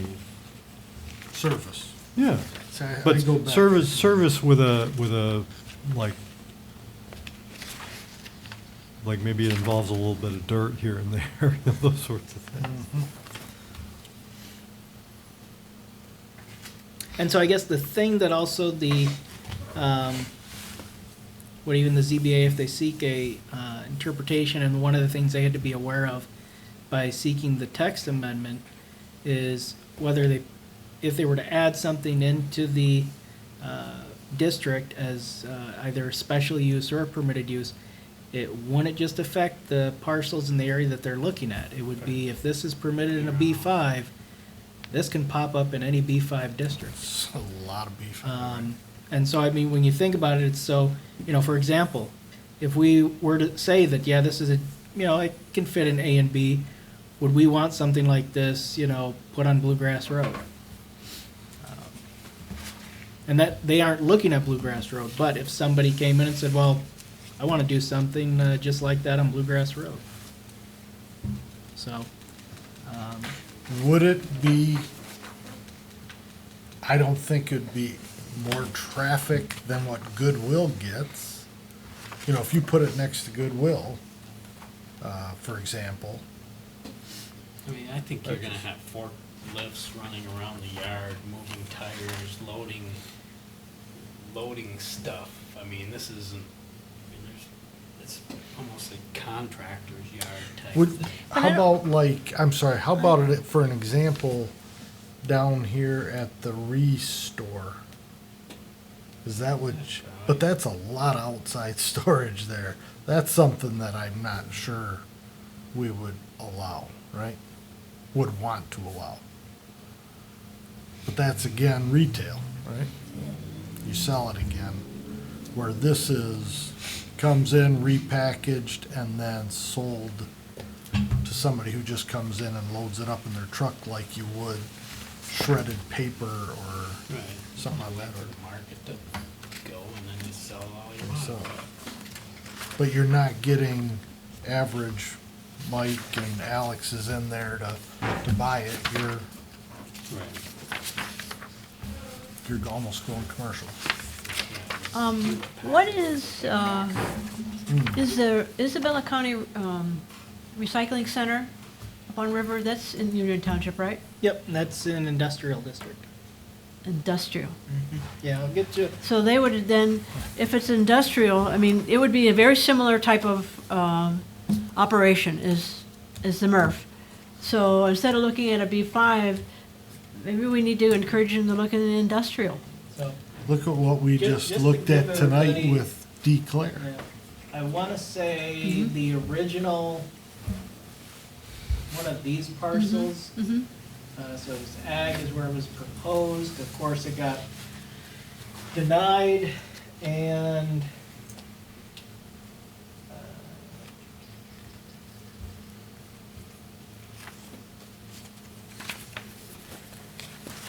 I want to say the parcels that they're looking at is maybe these three parcels. They're vacant. I believe this is, I'm gonna say one of them is the auto glass repair, and then the other, Oh, Jackson. yeah, Jack's Auto Glass Repair. Okay, okay. And then Pat McGurk has moved his operation here. So I want to say it's, I think, these three parcels they're looking at. And so it wouldn't be that far from the recycling, the MRF, material recovery facility, but of course, that's industrial. I did talk to them about, well, they could always look at, a rezoning of this to industrial, but they didn't really want to go for that. But that protects us from putting in a B5 service and having it anyway. Well, and so that's the thing is if you were to say, okay, if they were propose a text amendment and say allow a public institutional use in a B5, what they could do, or even if they didn't propose it, you could say, well, not as a permitted use by right, but maybe as a special use. So then they would have to still go through the public hearing, but it would allow future applicants say, well, they got it on River or Old Mission, I want to throw one on Bluegrass Road. One could be approved, one could be denied, because it's a special use. I would agree with that. So, I maybe some feedback I can give to them is one option. Planning Commission felt there was some kind of business aspect to the operation, so you could seek maybe a zoning interpretation from the ZBA 22A, 22B. Also, what they're also looking for is maybe go ahead with a applying for a text amendment. If you do, propose it as a special use. What they just don't want to do is, before they apply for anything, they just want to know upfront. And, you know, I told them, you're not going to get a yes or no, but are they pretty much wasting their time even asking the question? Number one option is, like you said, look in the industrial. Yeah, rezone. Yeah, and so, yeah, look at industrial areas. And of course, one of the, I guess Oh, well, what their biggest issue is, I guess, the funding. Money's always the issue, number one with any project, is they're looking for a piece of land that's relatively affordable. So, Should partner with D. Claire. Perfect. maybe. You know, the thing, so I keep looking at this B5 and the definition, it says, in this district, the major uses are those freestanding uses that cater to the traveling public. I don't see how their particular service, again, I'm not against this, I think we need this type of recycling in this county, but it doesn't seem to fit into B5. Right. Like I said before, I don't drive around with my old Yep. monitor in the back and say, oh yeah, Right. pulling in there. Yeah, I don't see it either. Now that I keep reading it and so forth. Google, find a place to get rid of my old monitor. And I don't see the rezoning to industrial, even on those. And they If were they were- hesitant, they didn't even really want to apply for rezoning. That's a very so- much a spot zoning. That just doesn't make sense. But, Well, again- okay, I'm trying to, are we still west of Mission? Yeah. Yeah, this is Mission Road, and Oh, that's- that's old this is Mission. That's Mission, Old Mission. Old Mission, and then this is River Road, takes you back to, Okay. um, So this, yeah. this is on the future land use map, this is commercial/industrial mix, if I'm reading the map There you go. right. Mm-hmm. So I'm actually not that bothered by the idea of rezoning that. And I can give them the Industrial. and so the feedback I can give them, it looks like, is you can look for industrial properties. You could, if you want to seek a text interpretation from the ZBA, propose a special use text amendment in the B5, or seek a rezoning to industrial. mhm. And you're right there, our future land use would, that commercial industrial mix. So the proposal's not to text amend B5, it would be to rezone to, I wouldn't be in favor of changing B5 to add this as a permitted use. I might be open to a special use, where I there would agree. still be an option to, to weigh in and, yes or no. Well, to have But a I- case-by-case basis. Yeah. But I also, given the location, given what's on the on the future land use map, I wouldn't close the door immediately to a rezone either. Because I think, but isn't that cleaner to go rezone so that it doesn't open up all the other B5 to special use probably, permits? yeah. Well, I mean, it opens up to being criticized, well, your spot rezoning. Yeah. Now, it's in coincides But with it the, matches it's what matches the master Yeah, plan. So yeah. you have, yeah, you got a our little reason. bit of backup there. we have yeah. our reason. I think any of those four options that Peter mentioned would be fine. I would not be in favor of allowing that in a B5 just for the sake of anybody in a B5 coming forward, which I think most of us agree on that. I guess I would encourage them to hopefully find an industrial that solve all the issues, but if not, then. I So would- that'd be number one. Yep, and then entertain And maybe something up there in regards to our future land use. Well, and part of the reason maybe this is affordable because this was just recently cleaned up Yep. by, was it Dow that did that? Yeah, Dow, and I think there was one other company, but yeah. Yeah, so there was a lot of work done on that, the last couple of years. Mm-hmm. Maybe not this summer, but I know last summer there was a lot of work done on that site. Yep. Mainly that site that backs up to the river. So maybe it's affordable because of those issues. I don't know, I'm speculating. Well, again, as you look at, that likely is the best place for it in that location, if, just figuring out the zoning. Right up, yeah, right up in there. There's no With residential. Jack's and Lalo, I mean, there's such industrial up in there, if you think about it, all up in there.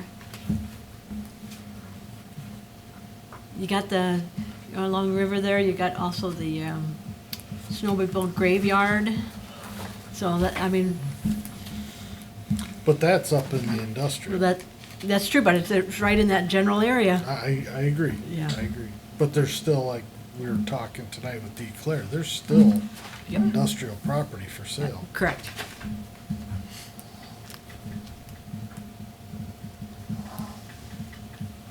Okay. Do you have enough on that? Yep. Okay. I don't want to take up a lot of our time, but just on the zoning ordinance. So she brought up tonight this business about apparently the current standard for stormwater retention is a 25-year flood. I don't know where that is in our current zoning ordinance. I was kind of trying to find it, but I want to know whether that's been beefed up at all in the draft, because I don't even remember where it is in the draft, but.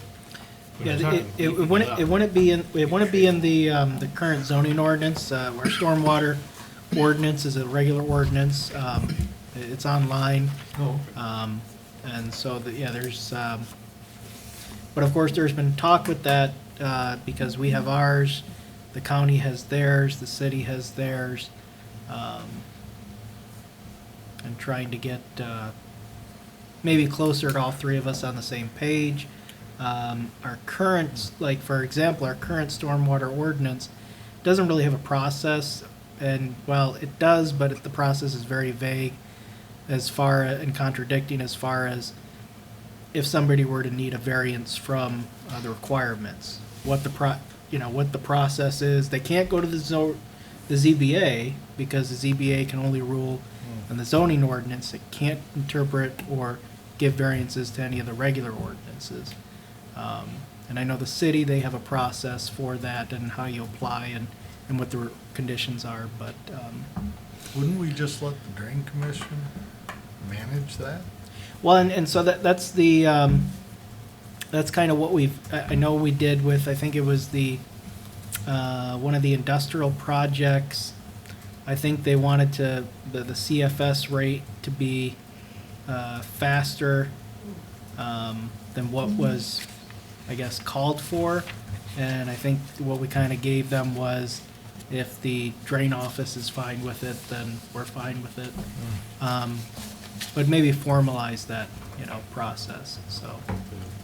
I mean, that's really my question, is there anybody in the county who's thinking about the future and thinking about whether we are more prone to flooding than we have been?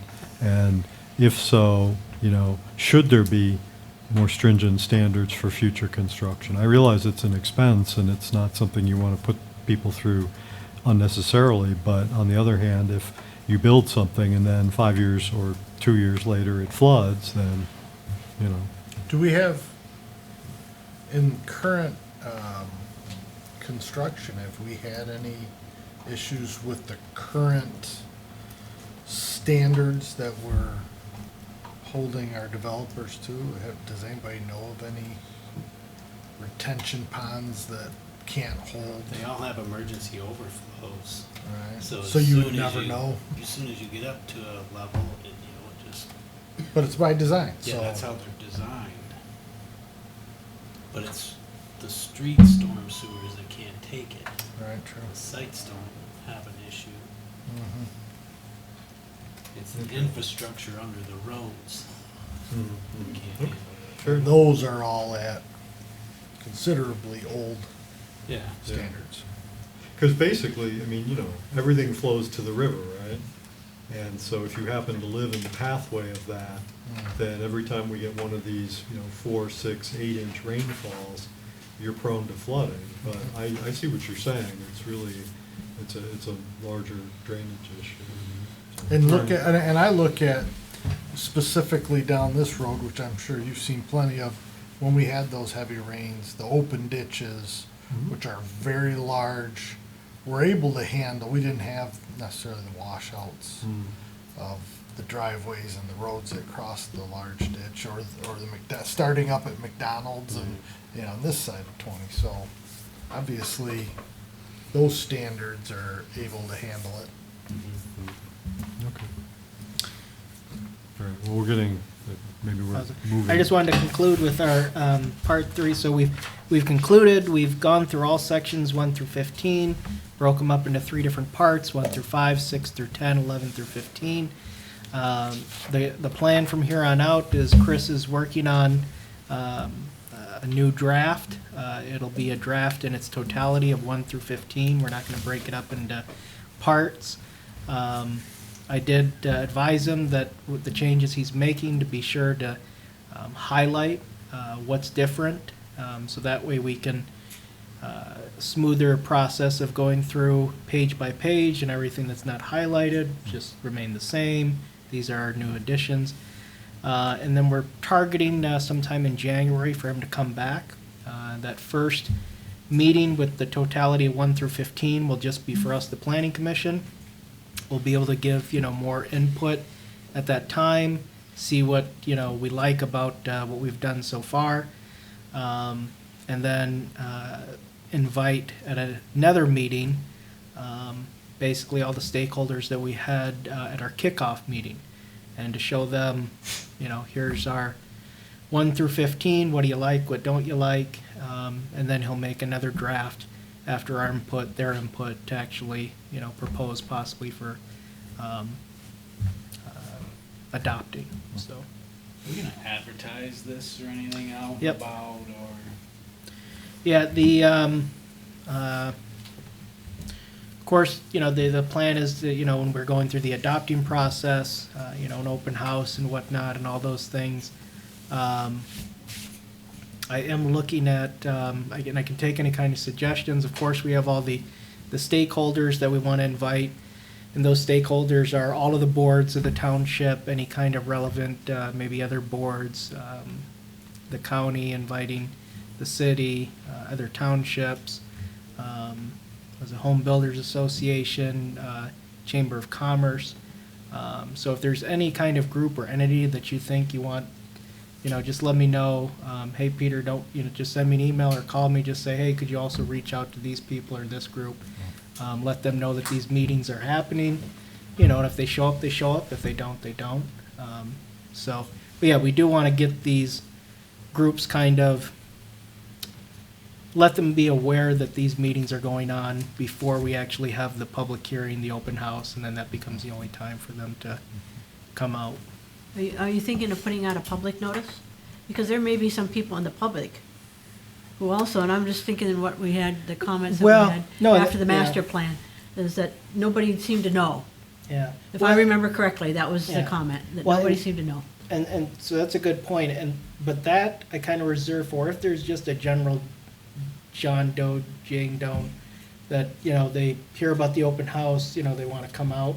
What I want to focus the earlier meetings on is, these are people that, they're going to be, developers and contractors, that they're going to be using our zoning ordinance. But no, I mean, there could be just someone that, Well, you gotta also remember that the public, if I want to do something with my property, Yeah. I have to do zoning. I have to abide by your Yeah. zoning ordinance. Whatever I want to do as a Joe Public, I have to abide. so would you be maybe, would you want before because what we could look at is either putting out some kind of notice. I mean, we can put a notice online, we can publish in the paper. But one thing maybe we could also do is, would you want to ask because of course the Board of Trustees are gonna be the ones that have the purse strings, but put up money to mail out, maybe on a water bill or a tax bill or something. No, I you was know, just to thinking everybody, or on just the website and on the then, website, okay. and the Morning Sun, and you put a public Morning notice, Sun, and do an that's, article. that's all you're gonna do. Planning Commission. And put it out on the door, and, Well, but I mean, all that stuff is, I mean, that's all gonna be published by law when we do our public hearing. but. I But mean, it's do how want- you get to the people. Yeah, but I mean, so would you want us to do something like that even before the public hearing? Publicize in the paper, Well, are you online? is the open house considered the public hearing? Or No, is that two separate separate things? things. I think that, let them know that there's an open house, they're welcome to come and listen, and then also the For public, the public hearing. and the before public hearing. Stuffing it down their throat, give them a chance to look at it. Yeah. We Both of the also, above. we also got some very constructive criticism from Tim Beebe. I'd like to, he's a, lack of a better term, a great guinea pig to see if what we've changed or the presentation works better for him. I mean, to give him something with watermark on it, you know, just to make it clear to him that it's not the official, but please use this for a month. All right, use it for a month and see if there's opportunity to clear things up that we missed. And maybe there's other developers that might also be interested, and maybe you start using it in your everyday, before we make it official, we use it as a tool and use it with people that walk in to see if it works better for them. Is it something that we can put online before it's official?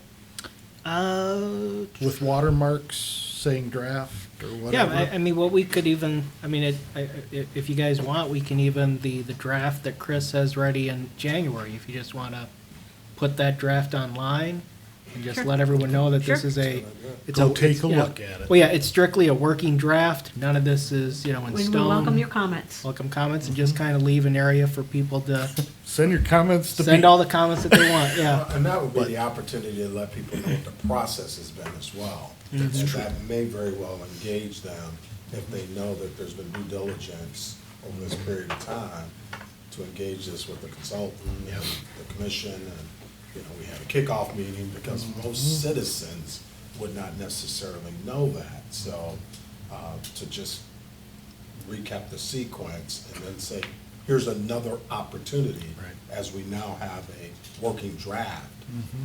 Because, when you finalize something and then say, hey, give me feedback, that sounds just disingenuous to me. That's true.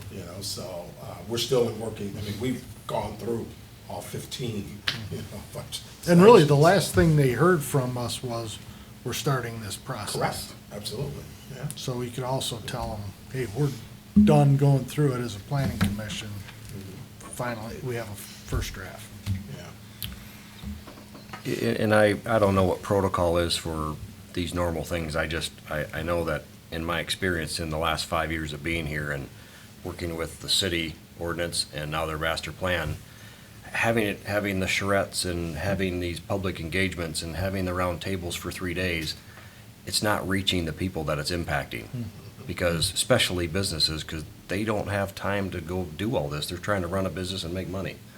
So I think we need to really get creative to be transparent here, to really show them, and I don't know what that is. Obviously the time consuming would be to call everybody. Well, that's too time consuming. Is it a flyer in the mail? Well, a lot of people kind of throw those out. I don't know what the best way to get to them is, but I think. Real estate agents. Well, yeah, but we're not getting paid to do that. No, but it's a tool you guys would use. Well, I don't know if you could do a public radio announcement on the radio and thinking about how you really doing that, and it's a newspaper. Well, yeah, And the I radio. think newspapers, they've done, just again, my experience with the city, they've done newspapers, they've done the charrettes and all the public engagements, they've done, to the city commission meetings, and they've done all this stuff, but how do you get it to the people? How do you actually get it to them? Other than saying it's on our website, well, the city's done that the last two, and nobody's been aware until one or two people read it, and then they tell everybody about it, and then there's some issues. So I just would like it to be more transparent than the way it's gone next door. Well, again, I think the radio, I think we need to look at putting in a 30-second announcement and put it in our local radio stations, CMUs, public radio. There's that's your best way probably to catch people, if you just do it online and news, Well, Morning fa- Sun and Facebook radio, and advertising. say come. So like today, That's the only way you're gonna Facebook, announce it. there's Mount Pleasant Townies, Facebook. Yep. So they were talking about the new light up here at Lincoln and Baseline. That was a big talk today. Be aware, safety, you know. That Towny Talk But too? I'm not sure Mount if it's Pleasant Townie? Township, but Yeah, Mount well, Pleasant there's Townie. Towny and Towny But Talk too. we could take advantage of those Social media, venues to Yes. get it out to people that are following that, because not everybody reads the Morning Sun. Correct. Not everybody, whatever, we need to touch base, You could but do it we can let the Twitter. people spread the word. Maybe Instagram. A question, Yes. because you brought up the realtors, you know, because I've thought about developers and engineers and, you know, just going through the list of people that have come before us before.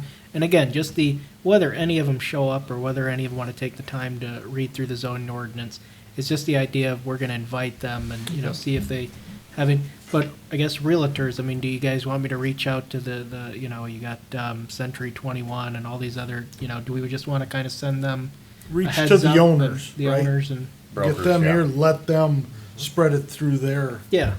Yeah, I employees. think it's a great idea. I just, as real estate agents, we're 100% commission, so the last thing we're gonna probably do is do that. Now, I love your idea of getting it to Tim B, because he is the one that's using it probably more than anybody. Well, everybody turns to him, right? Well, yeah, I mean, they're coming to him for surveys and site plans and all that stuff, and he knows our ordinance pretty well. Right. And I think he would be a very good asset for all of us in coming up with, hey, how do we, and, you know, bounce things off him and try to, just what you said, give it to him, let him go through it. Well, he's And- got his list already Right. that he And shared if we with put it us. online, he's probably gonna have the availability of it, we don't have to hand it to him, it's just like. Yeah, but maybe he gets it before it goes online. But it's a personal Why? request to him. Well, and again, because Tim, he wears two hats. He does the zoning for Chippewa Township, and then he also has his private business. And so, I mean, in addition to CMSND, I mean, we have had projects, you know, Lapham's and Rowe, and so I was going to reach out to kind of a lot of the usual suspects we have that bring development here. But I mean, Tim, as being the zoning for Chippewa Township, he would get a copy mailed out to him with the public hearing, as do all the county, well, you know, it'll go to Chippewa Township, but odds are they're gonna give it to Tim to look at. But again, that would be later on in the process, so that's why we wanna bring these people in as early as possible. I agree with So, you know, what we don't want is with the master plan, we were ready to adopt, and then we have all these comments at the end, and we have to delay, and Yeah. we wanna when we Get get to ahead. the adoption phase, we wanna be ready to just approve it and done. I agree. I completely agree. So, Do you guys use it or do you turn to Tim? No, we use quite a bit. I mean, is there multiple contractors, you know, that we would turn to say, is there others than Tim, or is there other developers or other contractors than JBS? I mean, yeah, we got JBS, Lapham's, Rowe, you know, I could. Gerks, Konwinsky. Kaminsky. And like I said, and also by just, you know, I want to reach out to the Home Builders Association and also the Chamber of Commerce. And so if they're able to filter it out and maybe catch any of these businesses as well too, so. Plus our, plus the people we turn, so the fire, the county, I mean, everybody that we reference in here, we definitely want them to read it through to see what we committed them for. Yeah. I agree that the developers are an important constituency for this and probably perhaps have the most kind of input to offer in terms of how the thing functions and those sorts of things. But I also don't think we want to give the rest of the general public the impression that they have an inside track on this. In other words, I like the idea of putting it on the website and letting anyone who wants to look at it. Yeah, no, I'm taking every comment at this point. I'm not saying I'm gonna do one or the other. So I have on notes, radio online, put it on in January possibly, allow people to comment, you know, through the next 4 months. Let's say we're adopting it in April. reaching out to all these different entities. But the request is not for how does this help you get to your new development? It's more, is it easier to use? Because that was, and does it clear up any of the confusion of some wording that we had? I mean, that's really the intent. That's how we went through it. Yeah, right? no, I agree with that. And Tim has, he's had good suggestions in the past and so on, so I'm not opposed to it. I'm just saying, Do you do it? yeah, everyone should have that opportunity, because you may have retirees, you may have other people in the community who, something occurs to them that we didn't think of, so. But I think it also needs to have a cover letter saying, remember, this is why we went through it, to make it more user-friendly and to clarify some of our confusing text that we had. Okay. So that's our other business, so now's the time for extended public comment. So this is the point when individuals are invited to address the planning commission on any item, whether it was on tonight's agenda or not. If you want to do so, just give us your name and address for the minutes and limit your comments to 5 minutes. Extended public comment is open at 8:56. And the kid who was sitting back in the corner snuck out, so it's not going to be him. Yeah, Hope he didn't need to have a stamp for his class. Yeah, he stayed longer than the others, so give him some credit. Yeah. All right, hearing none, we'll go ahead and close that back up. And then final board comment, we've had some discussion already. Is there any other comment from board members? Are we gonna have this on our next agenda? Potentially, I mean, they. Or do you want it? before When I that? talked with him, I think his plan is to bring a proposed text amendment to the next meeting. We're Okay. still within the deadline, whether we get it or not, but Okay. it Well, we should at potentially. least brush up on it. Yeah, and like you said, any kind of feedback that you have between now and then, you can reach out to me or have Okay. ready, in December. Okay. I would just like to remind you that my term is up in February, and I will not be reapplying. And I'm also on the sidewalk and pathways, so someone will have to, if you want a planning commission member, which I think it says so. Is required, yep. Yes. You You'll are have the, to. you are the I'm the planning commission. planning commission representative. All Just right. as a reminder. Okay. Well, let me just ask Peter real quickly. We are currently at 8. Where does that stand?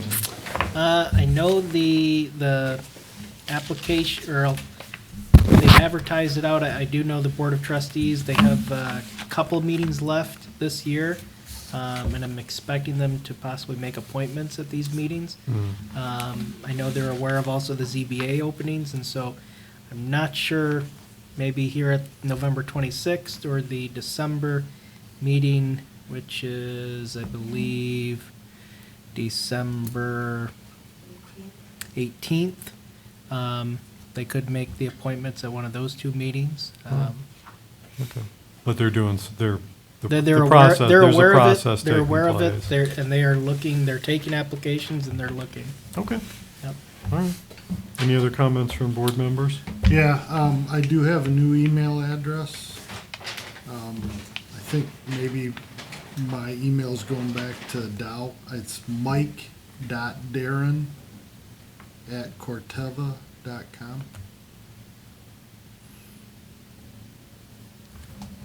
Can you spell that, Core? CORTEVA.com. You will be getting emails from all the people that watch this on public access TV or wherever it appears. Can I we know how, bleep I know that how to out? forward. Yeah. Anybody want to give their, the routing number for their bank account? All right. Anything else? If not, then we'll stand adjourned until December.